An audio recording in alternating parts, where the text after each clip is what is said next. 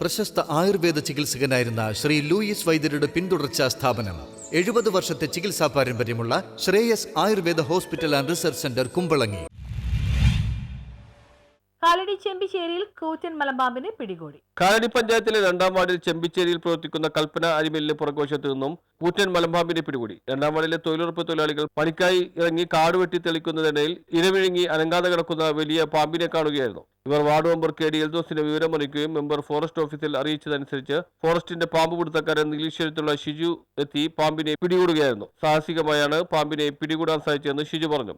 പാമ്പിന് 50 kilo തൂക്കം വരും. പാമ്പിനെ കൂട്ടിലാക്കി കോടനാട് ഫോറസ്റ്റ് സ്റ്റേഷനിലേക്ക് കൊണ്ടുപോയി. ഹൈതത്തോടിന് സമീപമാണ് കൽപ്പന മില്ല്. ഈ തോട് മാണിക്യമംഗലം തുറയിൽ നിന്ന് ആരംഭിച്ച് മറ്റൂർ ചെമ്പിശ്ശേരി വഴി MC റോഡ് ക്രോസ് ചെയ്ത് ഉടുമ്പഴക്കുടി ചെങ്ങൽത്തോട് വഴി പെരിയാറിൽ ചെന്നുചേർന്നു. മഴവെള്ളപ്പൊക്കത്തിൽ കാട്ടിൽ നിന്ന് വന്ന് പുഴയിലൂടെ ചെമ്പിശ്ശേരി തോട് വഴി പാമ്പ് വന്നതാകാം എന്ന് ഷിജു പറഞ്ഞു. പാമ്പിനെ കണ്ട് ഭയന്നു ഓടി തോട്ടിൽ വീണ പരിക്കേറ്റ അമ്മിണി എന്ന തൊഴിലുറപ്പ് തൊഴിലാളിയെ ആശുപത്രിയിൽ പ്രവേശിപ്പിച്ചു.